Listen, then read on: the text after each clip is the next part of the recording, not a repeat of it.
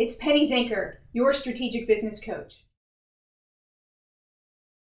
I want to share with you the 10 core drivers that help you to get and stay in the productivity zone.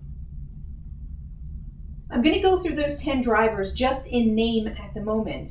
And then, of course, you'll have to get deeper into the book or the system in order to get more detail. But they are broken out into 3 categories. The first category is about our psychology, because our psychology rules what we do with everything.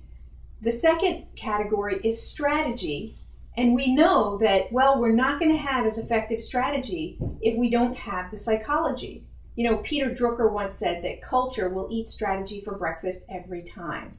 So true. That culture is our psychology, right? So our psychology, whether it's as a group or as an individual, is going to totally sabotage your strategy if you're not careful.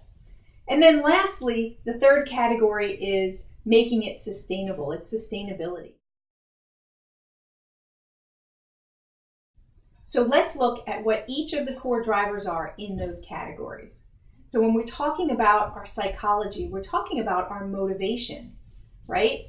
One quick thing to understand about motivation is we put a man on the moon. When we are truly connected to our motivation, we come up with outside of the box type of solutions to challenges because we work our way around them, because we're driven.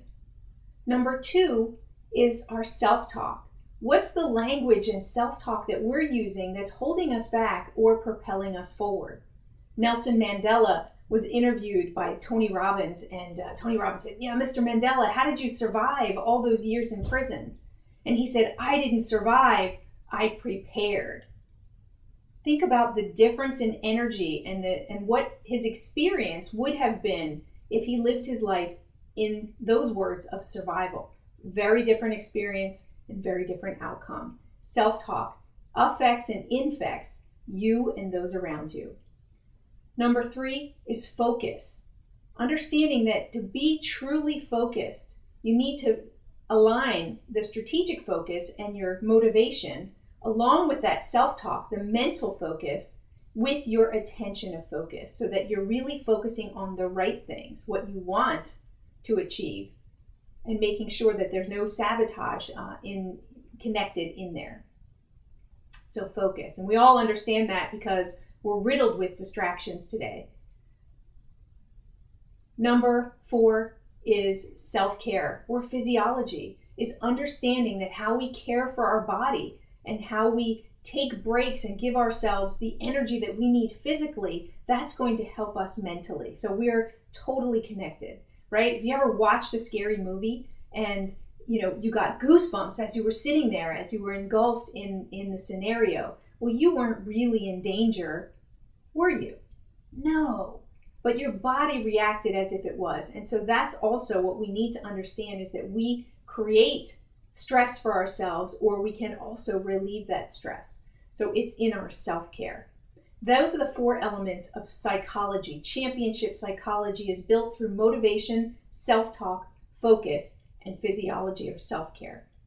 Then if we look at strategies, we look at the traditional things that people think of when they think of time management. We're looking at planning, process, and prioritization. And when we have the right psychology, those can be very powerful to create great leverage for us to propel ourselves forward in thinking and acting more strategically.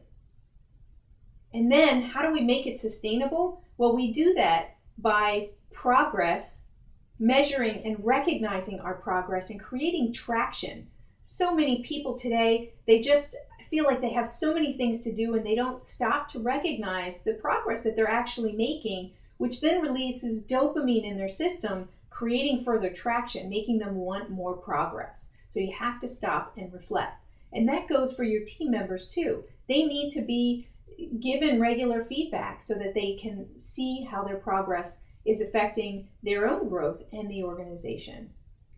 So that's progress. And then there's measurement. Well, you can't manage what you don't measure. So you need to be able to make sure that you're managing the right drivers, just like these 10 core drivers. That's why I created an assessment that enables you to use this common language with your team, or use this as a tool for yourself to constantly come back to those 10 core drivers so that you're refocusing on how you can think and act more strategically.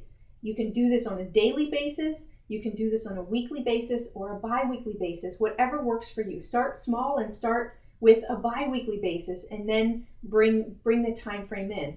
The more that you look at it and check to see that you're focused on the right areas and that you're making progress, the more productive that you're going to be. And lastly, in the area of sustainability is proactivity, is how do you set yourself up to be proactive?